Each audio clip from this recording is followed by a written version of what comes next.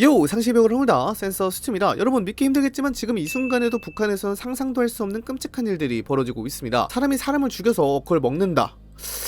감히 인간이라면 할 수 없는 짓들인데 현재 북한에서는 이런 일들이 비일비재하게 발생하고 있습니다. 오늘은 북한 내 북한 정부에 정하는 반체제 세력인 새 조선에서 폭로한 북한 식인 사건에 대해 한번 다뤄보도록 하겠습니다. 그 전에 시청자분들 중 70%가 제 영상을 그냥 보고만 있더라고요. 알고리즘 나오고 있는 거 다 압니다. 이제 구독 버튼 눌러주셔서 저와 함께 이 길을 가시죠. 구독 버튼 꾹 눌러주세요. 부탁드리겠습니다. 우선 시작하기에 앞서서 이 식인 사건을 폭로한 새 조선이란 단체가 무엇인지부터 알아보아야 할 것 같습니다. 아실 분은 아시겠지만 현재 북한 내부에는 민주화를 소망하는 단체가 분명히 있습니다. 북한 내부에서는 자유민주당이라는 이름으로, 북한 외부에서는 새 조선이라는 단체로 활동을 하는 것으로 보이는데요. 물론 2025년 현재까지 이들이 누구인지는 정확히 밝혀지진 않았습니다만 2024년 7월 29일 연합뉴스 보도에 따르면 북한 내 민주화를 원하는 여러 조직이 새 조선으로 재편되었다는 것을 보아 어느 정도 규모를 키우고 있는 것으로 보입니다. 현재 이 새 조선은 지속적으로 북한이 외부로 공개하길 꺼리는 정보들을 계속해서 내주고 있기에 이 조직에서 내놓은 자료를 바탕으로 영상을 만들어 봤습니다. 우선 문건 2장이 있습니다. 이 문건은 2014년도에 작성된 문건인데요. 북한의 인민보안부에서 발간한 자료입니다. 인민보안부는 오늘날 북한의 사회안전성입니다. 사회안전성은 북한의 공안기관 겸 비밀경찰인데요. 쉽게 생각해서 나치 독일 시절의 게슈타포를 생각하시면 이해가 쉬울 것 같습니다. 여기는 그냥 치안 업무만 하는 것이 아니라 초법적으로 가택수색, 숙박검열, 불신검문, 체포, 구금, 사형 집행을 할 권한이 있고요. 별도로 정치범 수용소도 운영하고 외어버리까지 자체로 하는 조직입니다. 아무튼 여기서 발간한 문건 2장을 같이 살펴보도록 하죠. 황해남도에 위치한 봉천군의 협동농장 농장원 42살 남성은 2012년 1월부터 2월까지 기간에 식인을 목적으로 자신의 부인을 도끼로 살해하고 이를 식인했다고 합니다. 후에 자신의 자녀 3명이 이 사실을 알게 되었는데 이 자식의 자녀 3명도 도끼로 살해하고 모두 식인을 하는 행위를 했다고 합니다. 또 황해남도 산청군에 있는 34살 여성은 국가재산을 훔친 혐의로 노동교화형 8년을 선고받고 노동교화소에 입소된 상태에서 조사를 받고 있었습니다. 그런데 조사를 하던 도중에 이미 3명의 사람을 살해하고 식인까지 했다는 혐의를 추가로 적발했다고 합니다. 강원도 통천군에 있는 무직의 19살 남성은 2013년 1월 25일 14시경에 식인을 목적으로 이미 전부터 알고 지내던 15살의 여동생을 유인하였습니다. 이때 유인을 한 목적은 땔감으로 쓸 나무를 주겠다고 속이고 통천군 읍 일반구역에 위치한 야산으로 유인하였다고 하는데요. 이후 유인을 한 다음 칼로 여동생의 가슴 부위를 찔러 살해하였고 이후 그 부분을 식인했다고 합니다. 이 사건은 인민보안부에서 발간한 구체적인 자료인데요. 그 이후에 문건이 더 충격적입니다. 인민보안부 조사에 의하면 2011년부터 2013년까지 기간에 살인 범죄로 사형 판결을 받은 사람은 총 564명이라고 합니다. 그런데 이 사람 중에서 식인 범죄를 한 사람은 53명이라고 합니다. 살인범 중 9.4%가 식인을 했다고 합니다. 그런데 이 수치는 늘어나고 있는 모습인데요. 2011년에 살인범 중 식인 행위를 한 사람은 34%, 2013년에는 37.7%로 늘어났다고 합니다. 현재 지역적으로 보면 전국적으로 식인 범죄가 늘어나고 있는 모습이고요. 황해남도에 13명, 황해북도에 10명으로 가장 큰 비중을 차지하고 있다고 합니다. 인민보안부는 이러한 범죄에 대해 다음과 같이 분석하였는데요. 최근 식인 범죄가 늘어나게 된 원인은 식량이 정상적으로 공급되지 않아 전국적으로 기아 상태에 빠진 사람들이 늘게 되었다는 것을 1차적인 원인이라고 평가했습니다. 그러면서 부차적인 원인으로 이런 행위로 인해 발생하는 건강 문제, 법률 교육이 제대로 되지 않은 것도 이러한 식인 행위가 늘어난 것으로 분석하였습니다. 그러면서 인민보안부는 무직자, 방랑자들을 안착시키기 위한 조직 사업과 법적 통제를 강화하지 못한 데에 대해 큰 원인이라고 판단한다고 적어놨죠. 그 외에도 영국 데일리메일에서도 2013년에 이러한 식인 행위에 대한 보고서를 발표하기도 했습니다. 여기서 나온 구체적인 사례에서는 아내가 돈을 벌러 나가 집을 비운 사이에 남편은 아내가 없는 틈을 타 큰딸을 죽이고 그 장면을 목격한 아들도 살해했다고 합니다. 집에 돌아온 아내에게 남편은 고기밥상을 차려주었지만 아이들이 사라진 것을 수상히 여긴 아내는 남편을 신고하기 이르렀습니다. 결과는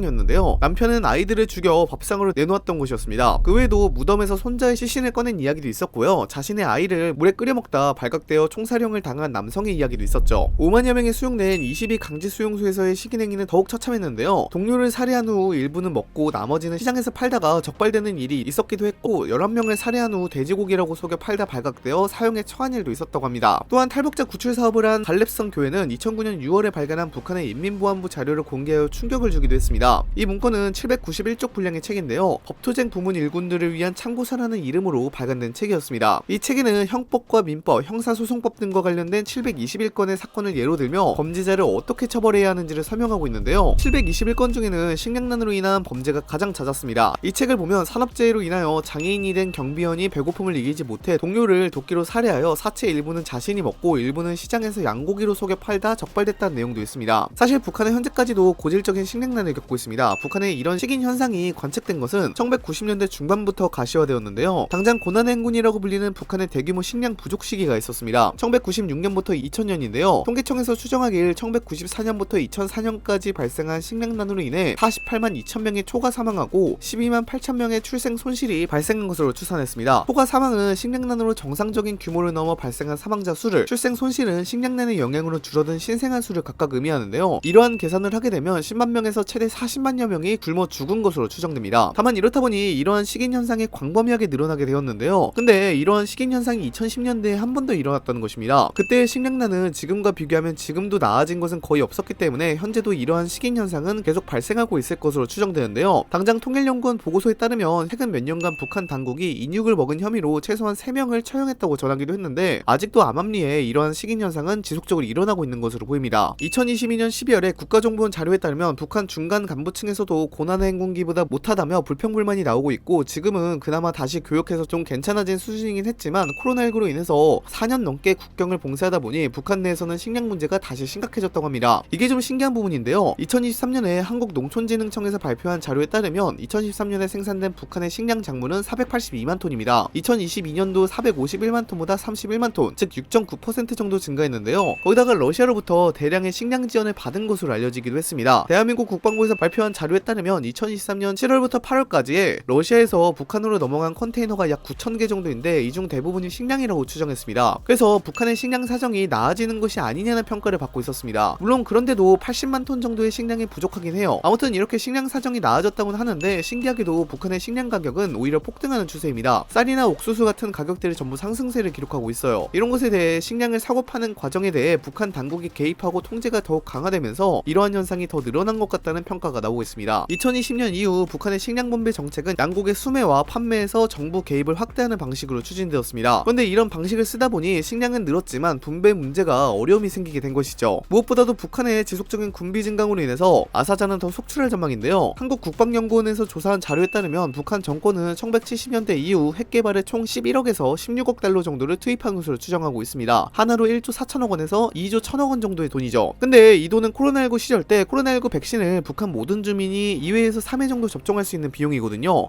엄청난 비용입니다. 근데 북한은 이러한 주민들의 상황을 신경 쓰지 않고 오롯이 무기 개발에만 힘쓰고 있죠. 당장 북한은 미사일 개발에 막대한 자금을 쏟아붓고 있는데 2022년 한 해에만 탄도미사일을 총 34회 발사했습니다. 여기에 사용된 자금을 식량 구입에 사용했다면 100만 톤 가량을 조달할 수 있었습니다. 이는 북한의 연간 식량 부족분인 80여만 톤을 모두 충당하고도 남는 수준이죠. 그렇다 보니 북한의 식량 문제는 앞으로도 계속 커지게 될 전망입니다. 만약 북한이 자신의 안위를 위해 무기 개발이나 핵 미사일 개발을 안 하고 이러한 돈들을 인민들을 위해 썼다면 시기하는 처참한 일은 벌어지지 않았을 겁니다. 아니 김정은 한 명만 없었다면 이런 일이 없었겠죠. 여러분들은 북한의 이러한 식인 사건에 대해서 어떻게 생각하시나요? 댓글로도 알려주시기 바랍니다. 이상 영상 마치도록 하겠습니다. 빠이염.